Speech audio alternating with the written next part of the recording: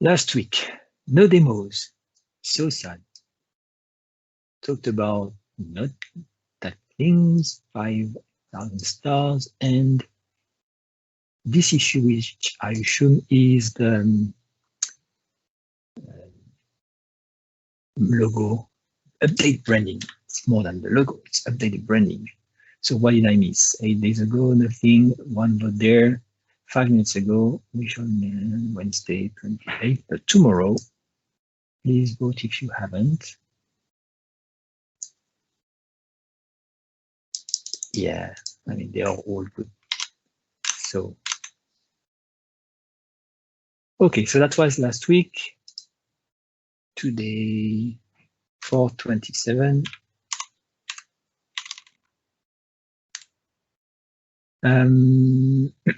Demos.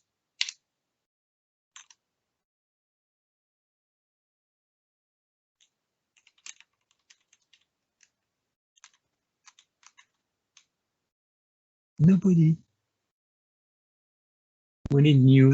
Nothing from me this week, I'm afraid. We need new attendees with demos.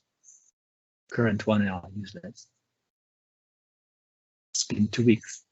What's happening? Nobody's working. Well, maybe everyone's working. Then. So not too many. If we have, well, I did some things almost related. I can show, I can share. We'll see. Topics. So rebranding, ending on Wednesday.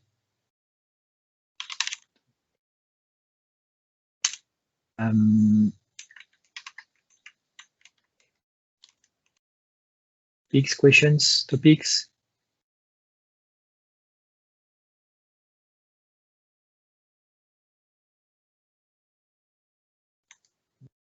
Once we'll see. Updates then, status. Multiple commits on Orchard 1. So we saw that last week. Merge, we saw that. Update migration for command particular, we saw that. April 2019, we saw that. So this one is the only one. Show disable action for the deprecated features, even if they are categorized as core. The idea is that we can disable a feature if it's deprecated, even if it's in the core list, because we have a core list of features that can't be disabled. But if it's deprecated, we need to be able to disable it. So that's what this commit is adding from Hermes. And the next thing they are working on is re-adding caching when there is an anti-forgery token on the cache, and just in case the authentication cache is enabled.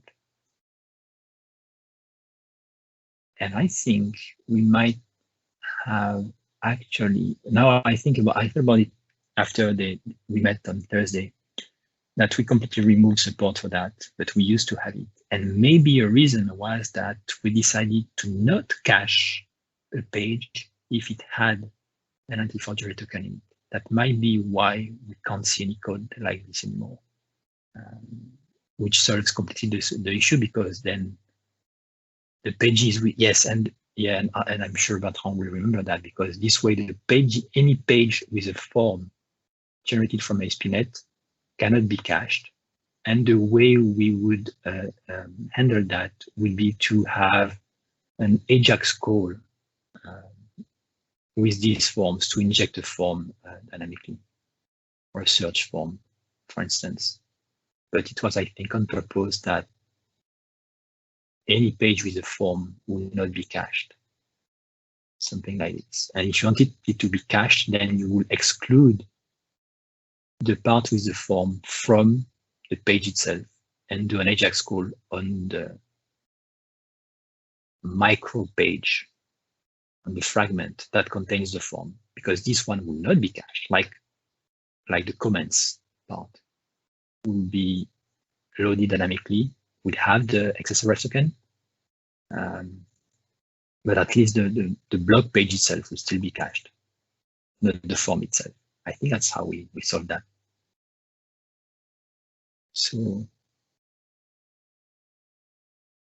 we'll see what they do. I think there is a PR, but we can talk about it tomorrow. I will remind that I completely forgot about this decision. We might be able to find it back if I'm right. Memory is correct. So that's it for Orchard 1. OrchardCore. So 20th here. There. Thierry file is not Jean Thierry. Okay? Move admin branding to a distinct shape. So we partially talked about it last time due to branding the navbar with different shapes, and this is part of it. Not related to the discussion we had, but same topic. So admin branding shape.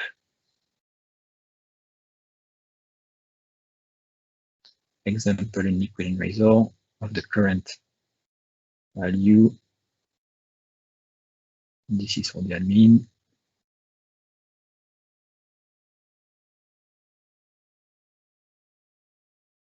So this is the top left part, apparently. The one above the menu. This is a new shape, which should contain what was there. And you see here, now it's calling at branding HTML, which is this shape. That's good.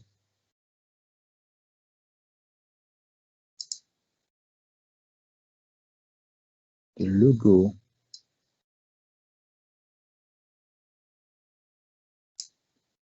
Logo.png and favicon.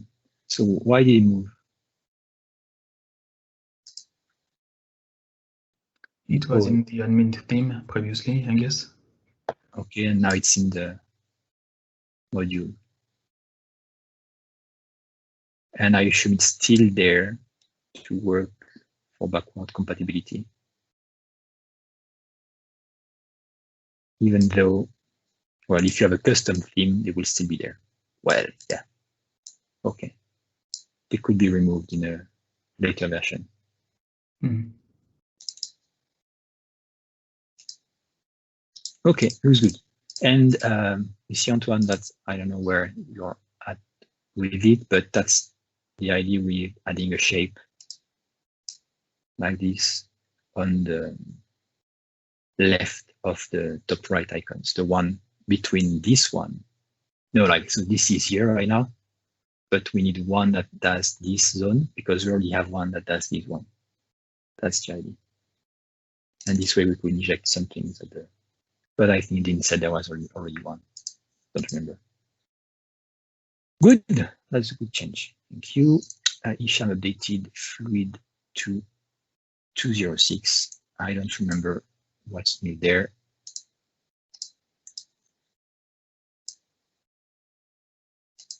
Bug fixes probably. And I think that there is a 207 somewhere, not yet updated. Fixes shared views by completing 9047 fixes shared views.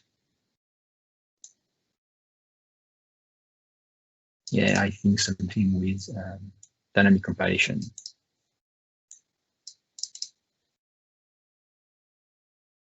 Or not. Resolve IUserService lazily while activating the shell. Okay. Maybe cyclic dependency. Update data migration comments. Okay, because now it's async. Returns an int. Okay, the comment was wrong. I don't know why we have this comment. Oh, this is a comment of, okay, this is for documentation, code documentation, okay. Fix drop widget to an empty zone. Someone reported the issue. We could not drag and drop widgets to an empty zone or to a different one.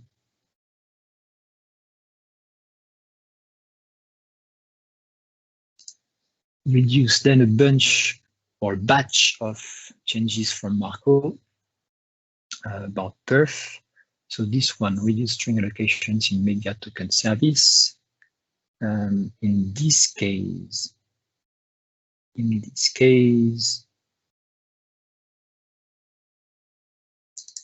it's using string builders from the StringBuilder pool instead of creating a custom one every time. While in this, it was using a string concat, which is not the worst. It's the same as a string builder actually right now, because it will allocate just one buffer for all these values. There are other improvements, however, with this one that is not recreating a new string every time, just using the existing one.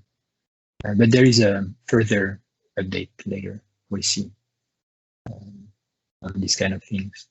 So here, using full string builder instance with StringWriter. So StringWriter will create a string builder, in this case, by using a string builder pool and passing it to the StringWriter. It's not creating a new one, it's just reusing existing ones. And it's doing that everywhere we have StringWriters. Should not impact a lot perf, because all these changes are not common when you render a site or when you use that, like command step, script block. It's kind of maybe more common to have a script block.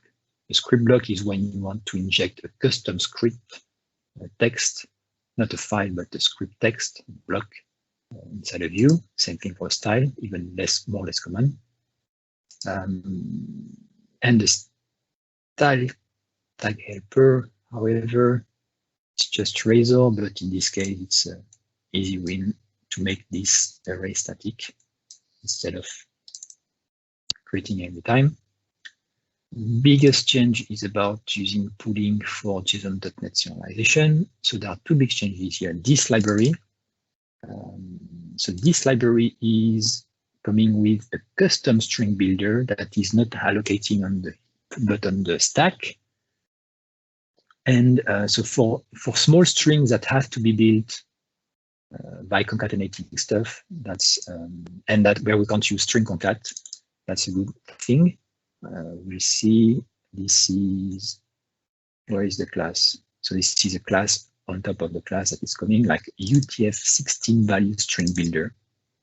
So it's a string builder, but that manages memory differently.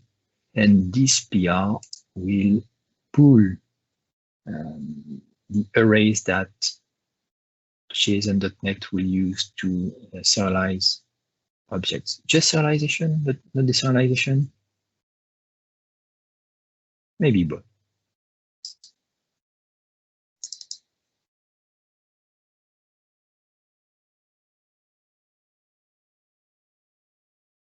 Deserialize.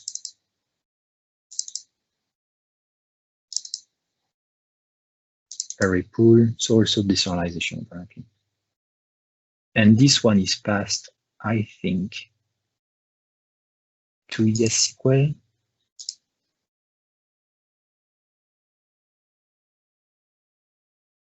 Somewhere.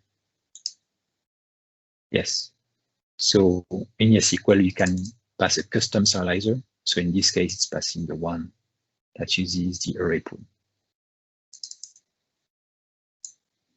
Unfortunately, we don't see the impact on the benchmarks because it's not the bottleneck, but less allocations for sure.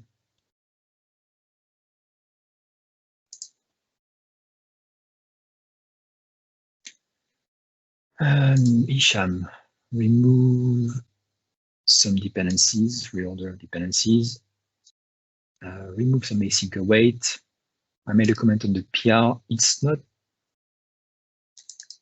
a recommendation anymore to remove a SQL wait when it can be removed. So in this case here, the task from session query can be written directly here. Doesn't have to be waited.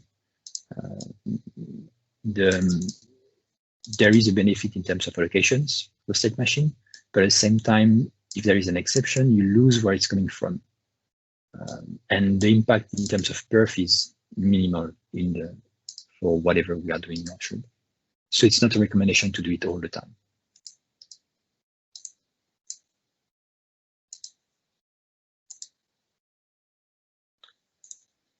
Add-in module resource tag helper for favicon.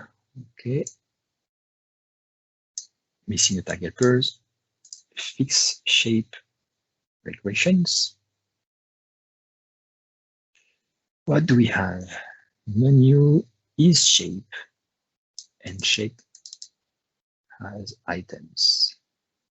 Okay, it used to be a property like this.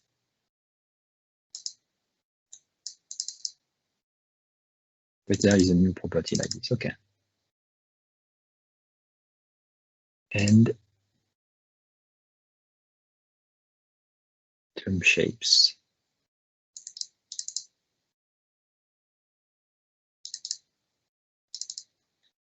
Okay. mkdocs fixes the deadlock. Wow, I don't like this.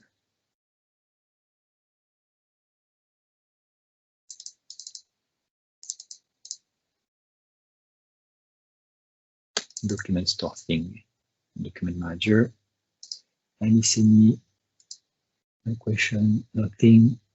I'm not alone. That's good. Bump easymde. Easymde. What is that? Yeah, Markdown. Where? Oh, the editor. Okay.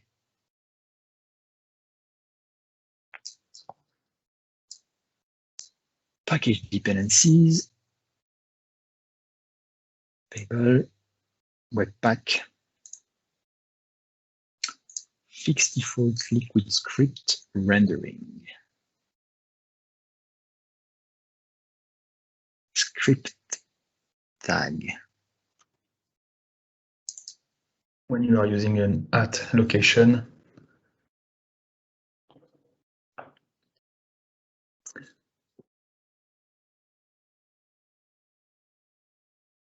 by default, it's specified and it was not rendered by the script tag. Liquid. Yeah, but it's weird. Or maybe it was because of the script block. There was another case, but I saw that case and it made sense at some point. When I implemented same in the tag helper, but in the liquid one, it was missing. The tag helper supports both the blocks and the not blocks. So maybe that's why. Yeah, I don't know if you remember when you had that PR a week or two ago, we had a bit of a chatter on Saturday about it, and I kind of knew there was one thing that was still missing, and this was the bit that was still missing in terms of the behavior matching our documentation and the script tag helper. So the documentation basically says for scripts, it defaults to inline if it's not specified.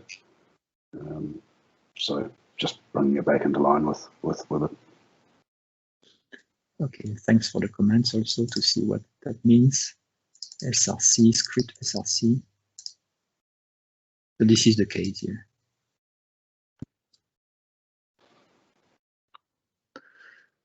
Yeah, it doesn't make quite as much sense for Liquid because in Razor it would actually be a script tag.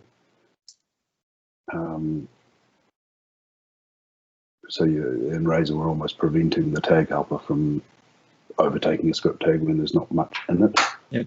Okay. But docs, you know. Use object indirection to hold the ShellScope.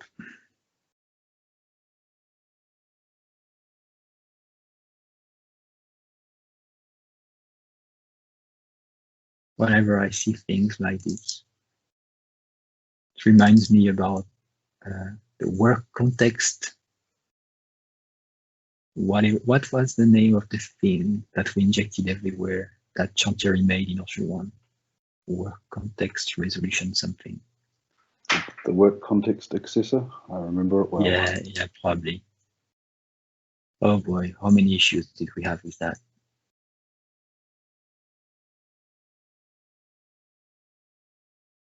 And this is exactly the same thing.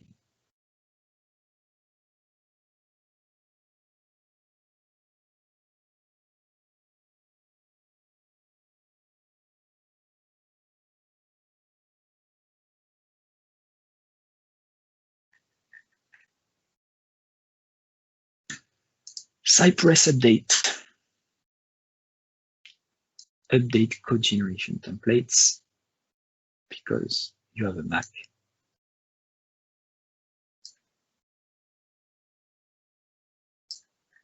Okay. Good. Good. Questions?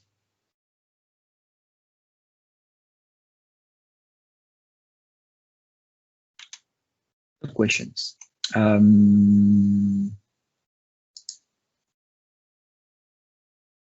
Topics. So what can we talk about? We have some PRs. We can talk about, we have some milestones like 1.0. We can talk about. So we assigned 1 or 2.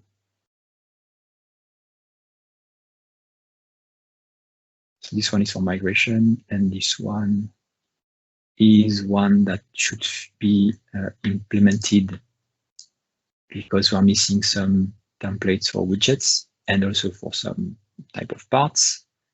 There is a PR. But I think I need to check if the PR is doing just this issue or more than this issue. I don't remember. I didn't see. It looks simple enough. And there is documentation with all the new alternates that it's providing. This is super nice. So we'll have to check that. So we have a PR for this issue. That's good.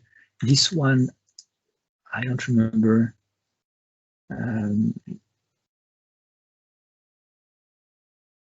What we missed here.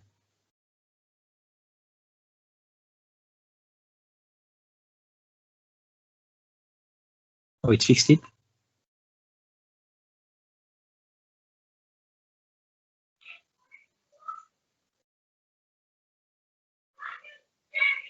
Okay. I have to check if it can be closed because I need some comments after that. Pull requests. Oh, so yeah, 1.0 while I was on 1.0. We talk about it every Thursday on triage. We had usually one issue because we assume we need to fix it. There is always something to fix.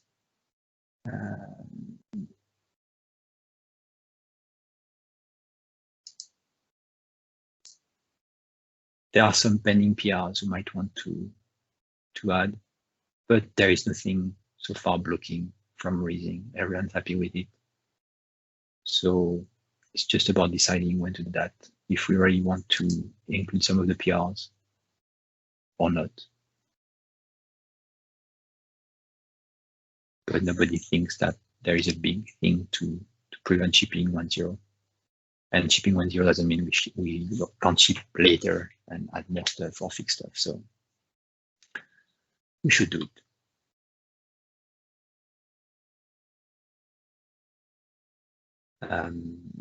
I haven't looked at translations for a while. That might need to be updated and tested there to see if we are missing any big translations. That's about it.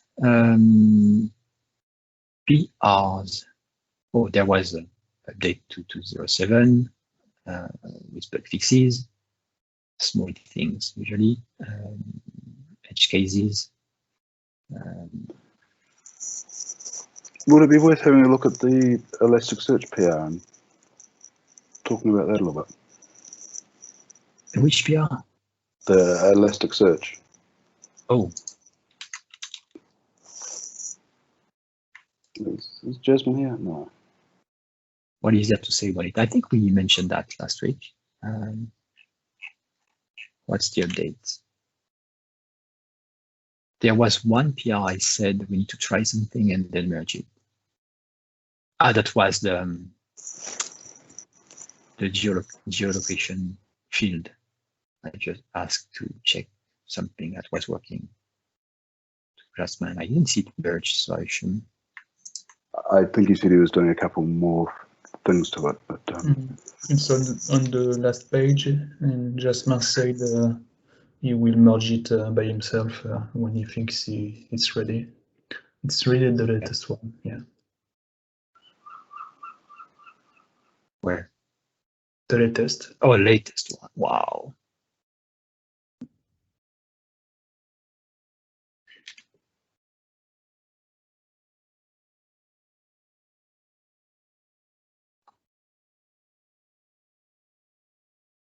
Okay. Yeah, we got a demo of this one. I just showed the field. That's good. So Elasticsearch. so there was a question that came up with this one, where Sen was looking for a bit of feedback, because the module can run, you can run Elasticsearch and you can also run Lucene together. Okay. And if you scroll up a little bit on the comments, there's a little bit of weirdness that happens then, because you end up with things being indexed in both Lucene and in Elasticsearch. So questioning whether or not that was a good thing. I think it shouldn't be an issue. People think it shouldn't be an issue because in theory, we should be able to index content items in many places, like including SQL. Like we have a SQL index. So yes, they look a lot alike, but they should be different entries in the admin menu. They should be different indices. Also, you might want to index some things in the Lucene index and some things in Elasticsearch. That doesn't make sense, but I mean, so what is the issue with that? You said, okay. And I think that's actually also good that they don't know about each other.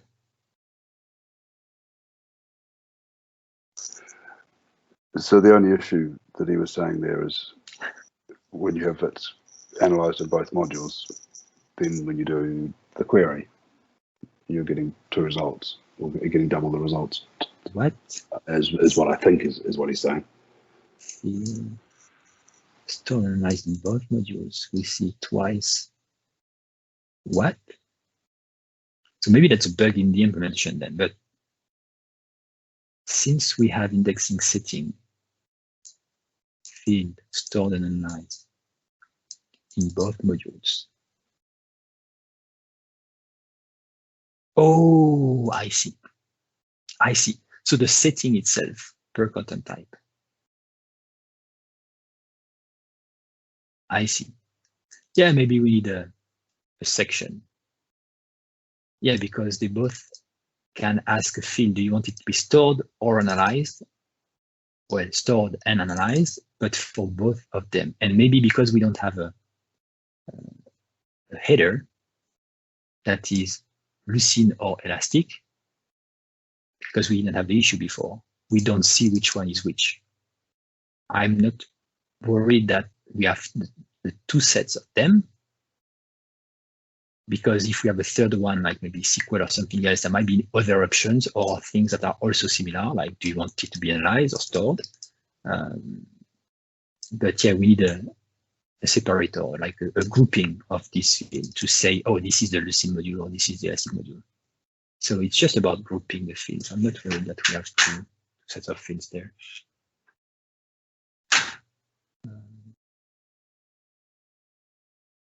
And yeah, I mean, you should not have two of them, but it should work. It should work. So yeah, it's just a display issue. I'm not worried about that.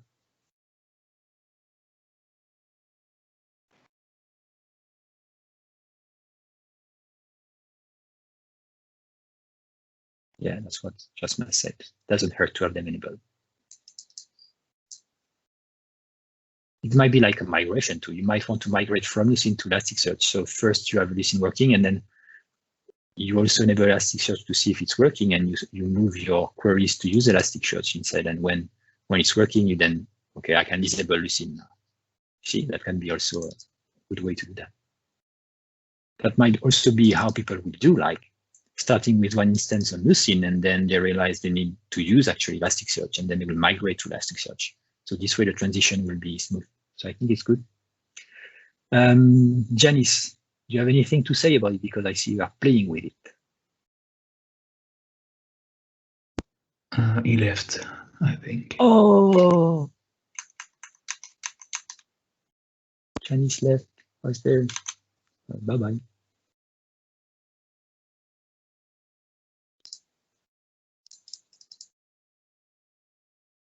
There's a bug apparently. And that's what is nice is that if you do something and it works with Lucene and it doesn't work with Elasticsearch, that's definitely a bug in one or the other.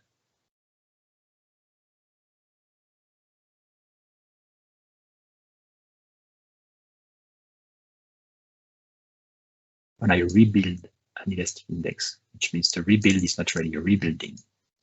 So that's a bug. Okay, I will just comment on what we said.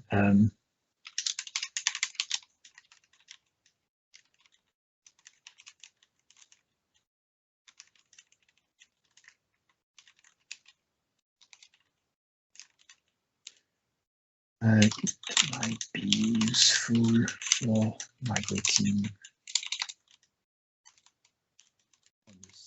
to ES.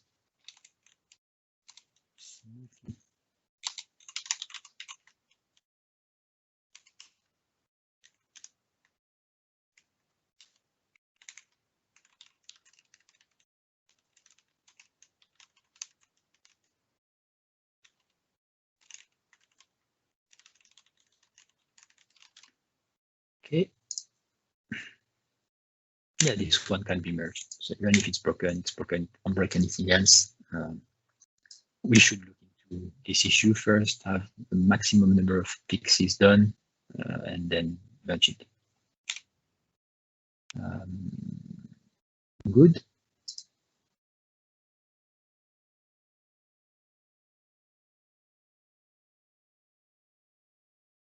And John Terry is working on to finalize the Ethereum module. So who is working on which? Jean Thierry is working on the Ethereum module 1. You said audit trail. Yes. Audit trail. I think I saw some commits.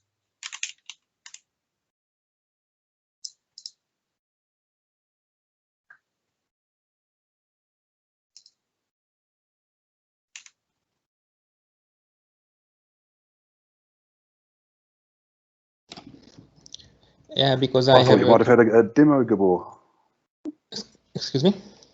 I thought you might have had a demo. Not really, because right now I have just created an abstraction project for the audit trail, and I moved some user-related features to the users module and some content-related features to the content module.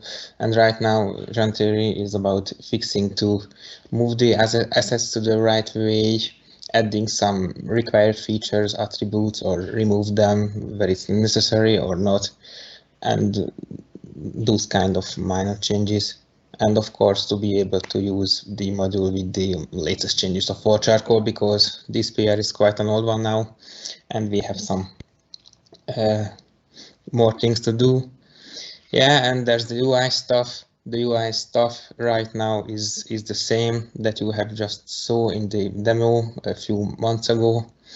I think, and we think, that we might change the look and feel of the module in the 1.1 release of OrchardCore, So right now the goal is to be able to track down the changes of the content items, and after we can make sure to adjust the UI of that. Should we? Because we say there is a minimum bar of respecting bootstrap styling. So maybe at least a minimum bar should be respected. Yes, we will have a minimum bar for that, but after that we can have a deeper discussion to, I don't know, be able to have a styling that could look like the content item list somehow, if we can do that. But in the case of an OrchardCore event, it can contain a lot more data than we can have in the content item list page. That's why maybe a table contains a row is a better idea than a table. Yeah, but usually we do like summary list and then notice master detail summary list, and when you click, you go on a page that shows the detail. The same way we have summary list in the content items, and when you click, you go to edit in a different page because there are much more fields to display. So maybe that's the solution, and not right. Yeah, that's more the way we do everything right now. Same thing for tenants. You have a list of tenants with just a list, and then when you click, you see more details. So that's the idea.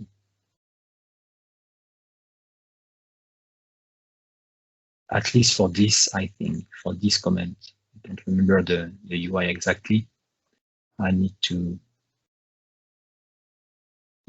Can Antoine or Gabor, because you are the bosses of the videos and the links, share a link to the demo so we can, offline, we can see. I want to look again at the UI to see exactly what should be changed. Because UI usually is really not hard to do, just copy pasting what's there. You have all the data.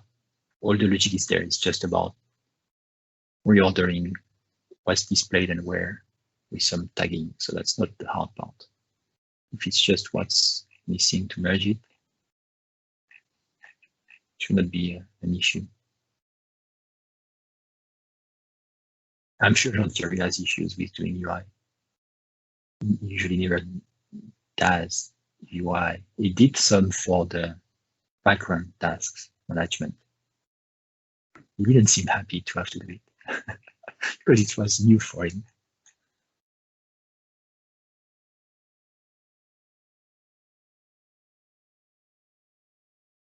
But yeah, I would prefer to have that sheet also. So many reviewers, oh boy. 128 files. It's quite a huge one. We tweet. Oh, yeah. Gabor, while you are here, have you seen the comments we made on the PR from your colleague? I don't remember. Where was it? Validation. Client validation. Rule-based validation from Spike XY. I don't know if there were some comments. There were not some comments on my comments. So on Thursday, we looked at the PR and we found some issues with that. Main issue being a security issue.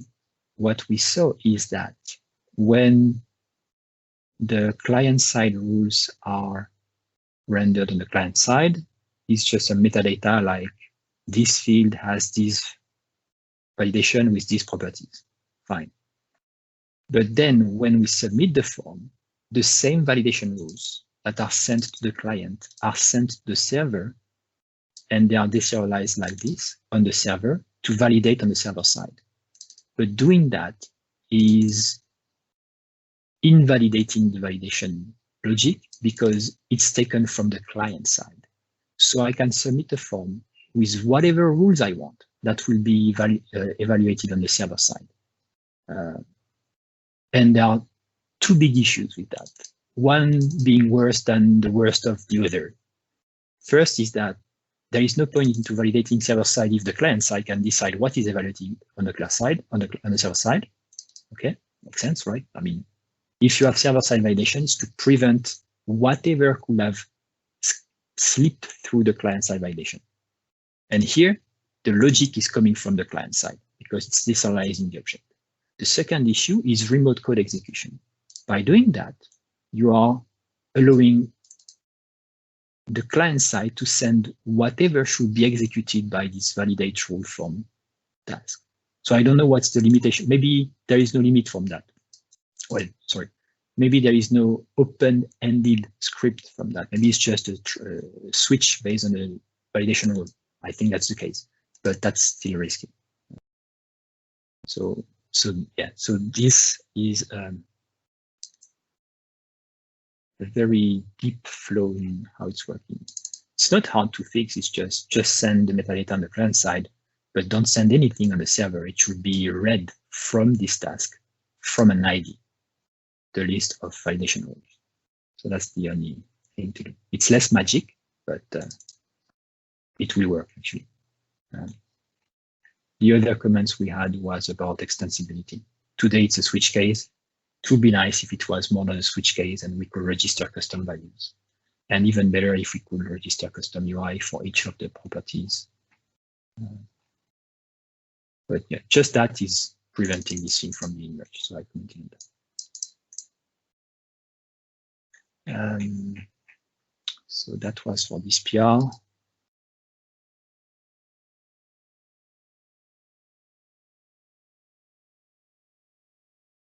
Shortcut builder.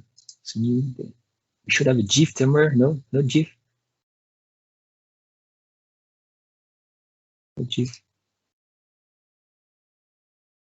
I haven't looked at it. I want to read before because I think someone mentioned there is a security issue with that.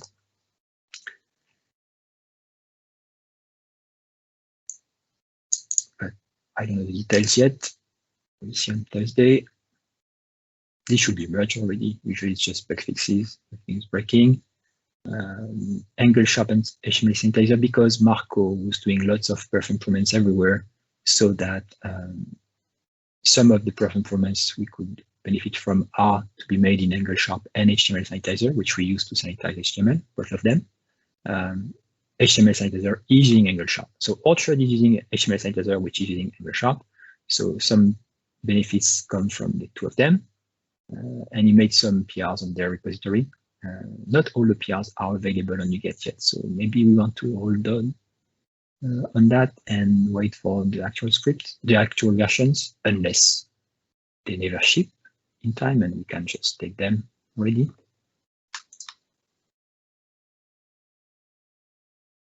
Script liquid.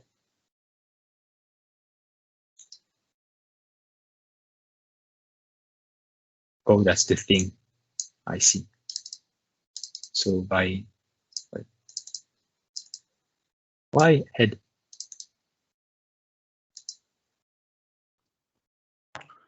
Just now commented that in their sample they are putting it in the head. It works at the foot. Oh, well, if it works at the foot. Interesting. I noticed on the agency, if you can try it also on your side, the font awesome icons for the services, they don't display. So maybe that's rated. So when I set up an agency locally and I look at the e-commerce service and the three services we have at the top, there should be a big yellow icon on top of them. They don't show up on my side. I didn't check why, but I could repeat that. Okay. What did I want to talk about?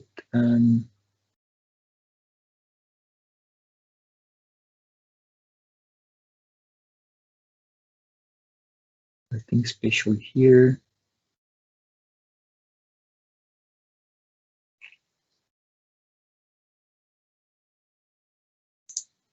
I think that's it for the PRs that we are actively looking at. Or 1.0 cutoff.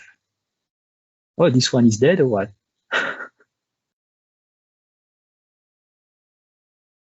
The demo was nice. No, just haven't got back to it. I don't think I'll get to it before 1.0. It just needs more work. No time at the moment.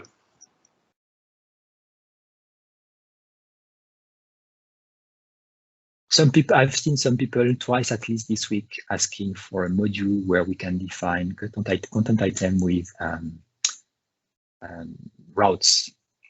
Okay, so if someone wants to work on that, it should not be hard, but super useful. A way to define a content item with a dynamic route instead of an auto route that is built when the content item is created.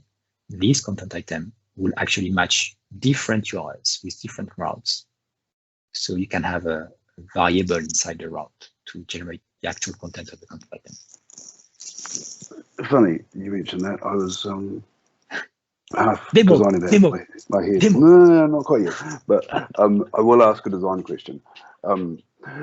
So because we've got liquid in there as well, using the standard ASP.NET style of route definition is a little more challenging. So I was actually thinking of doing more of a kind of field for the basic route, and then like a select list where you could just add parameters kind of showing up below it.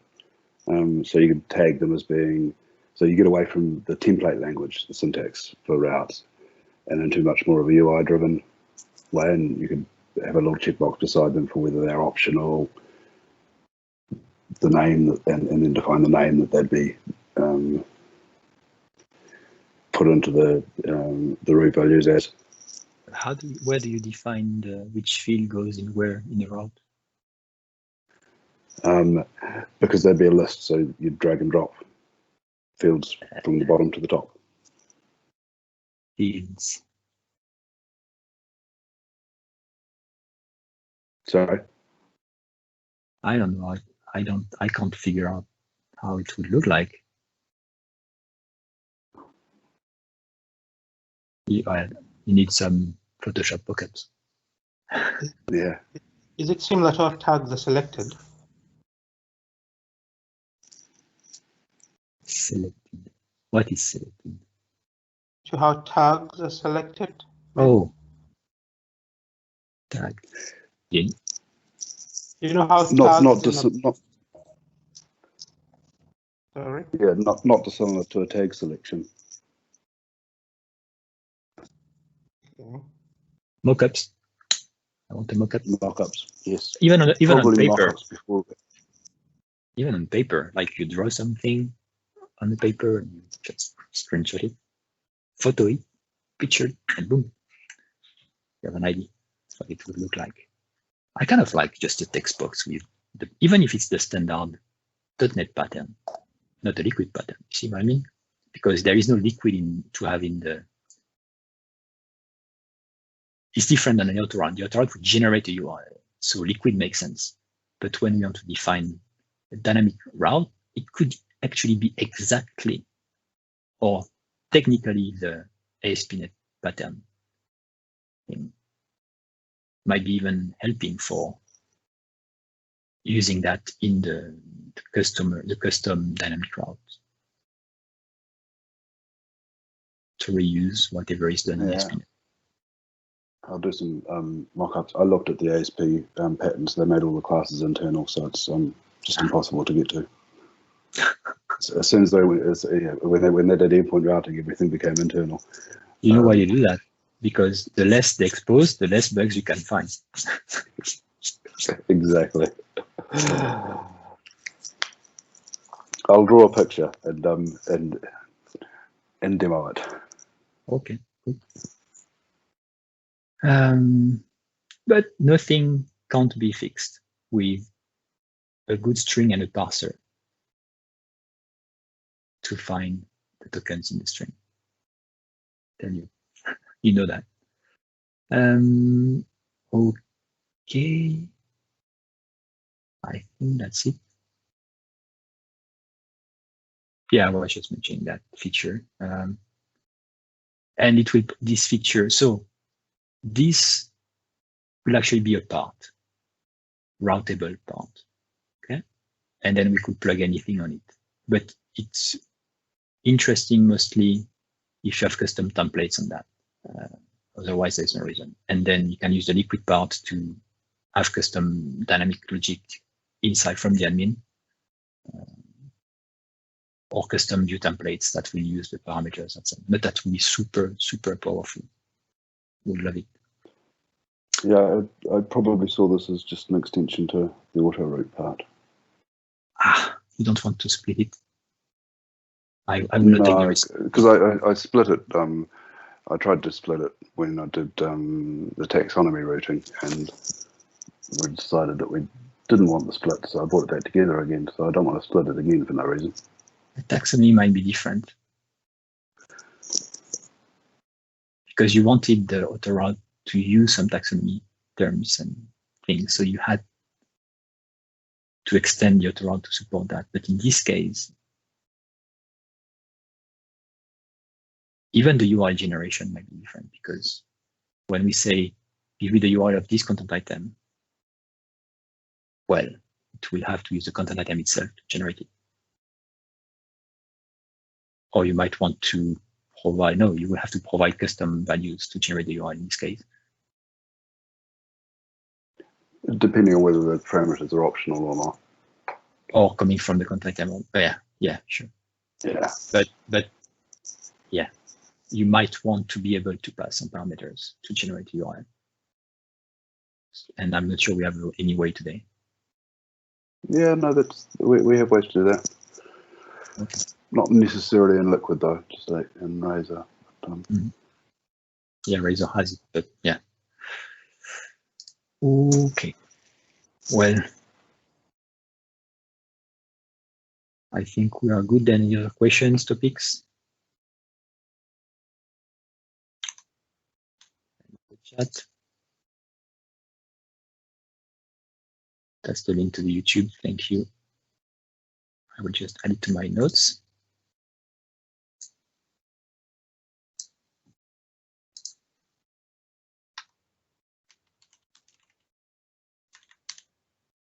Wow, it's magic.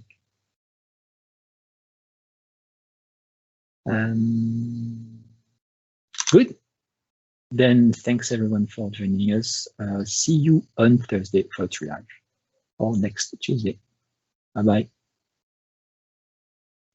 Bye-bye. Thanks, guys.